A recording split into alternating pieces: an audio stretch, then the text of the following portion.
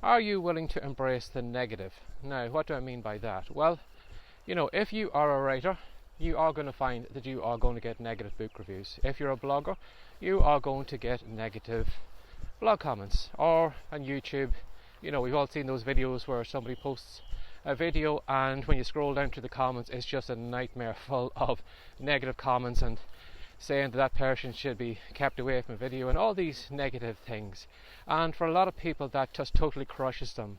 I'd imagine that there's been more writers, more bloggers that have given up and stopped in their tracks because they got a negative review, and it's just totally knocked their confidence. And for a lot of people, we don't like being criticised. We like being told that we are doing a good job, especially if we think we're doing a good job. But, our version of a good job might be completely different to somebody else.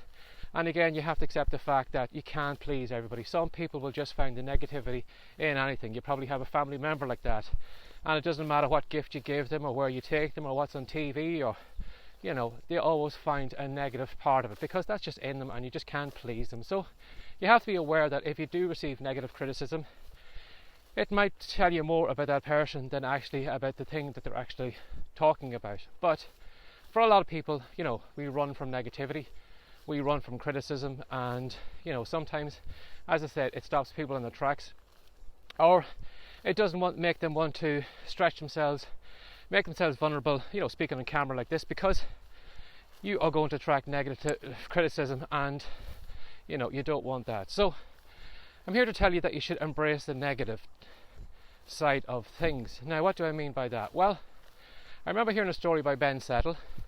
Now, if you don't know who Ben Settle is, he is a well-known marketer and email expert. You'll find Ben at bensettle.com. But Ben brought up the topic of negativity one time in an email of his, and he had talked about a negative book review he'd got. Now, Ben had released a transcription of an interview he'd done with somebody about email, and while the content was good and the negative book reviewer said that the content was good, they really learned a lot from it, they said they weren't happy with the layout. They weren't happy that it was just a transcription of an interview and it was all Ben Settle said, interviewer asked, Ben Settle said, interviewer asked, or whatever way it was laid out. But it was simply laid out like that layout. There was no table of contents, it wasn't tidied up, it wasn't presented that way. But this negative comment anyway was slating. It said the content was good, but they gave them a 1-star review. Now, for a lot of people that would probably hurt. They would probably run for the hills and they would probably run off, and they would maybe take that book, they would get it tidied up, and they would follow the comments that person had made. So they were running their business to suit the negativity or the negative comment that was made about the book.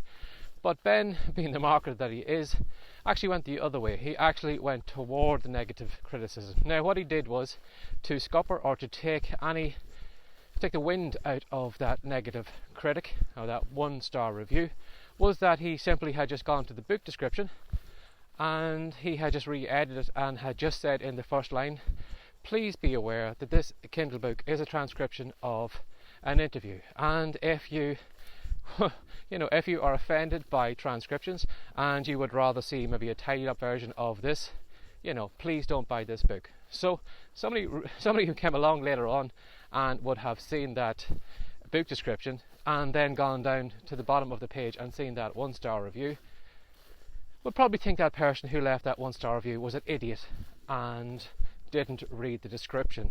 And so, in less than 5 minutes, Ben had scuppered that book review by taking all the negativity out of it.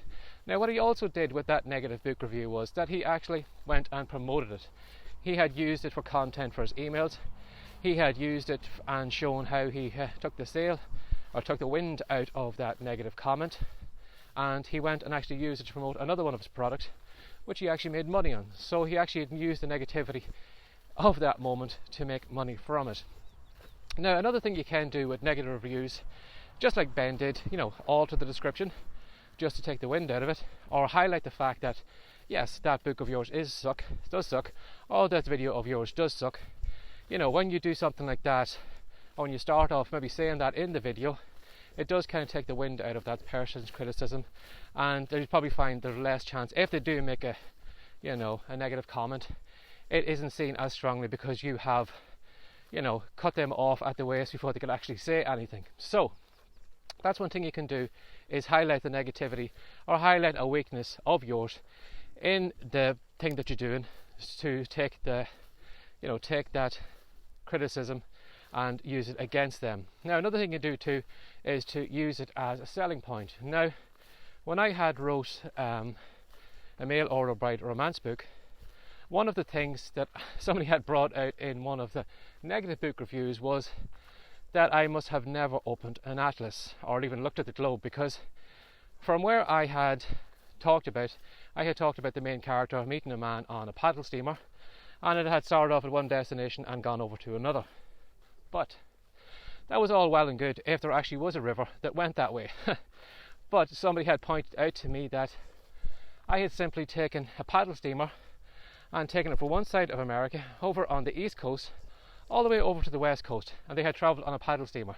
And they had pointed out the fact to me that there is no river that goes from one side of America over to the other side, unless maybe there's a new version of the Panama Canal that has opened that splits America straight down the middle. But when I found that funny, for a second I was thinking, well, maybe they're right, and by me having that book up, I am making an idiot out of myself. Maybe I should take it down. And then I remember what Ben had done. So what I did was, I used that as a tagline for my book. And the tagline was, great writing, but the writer should know more. No, what was it I had said? Let me think about it there for a moment. It was, yes, the book that divided America.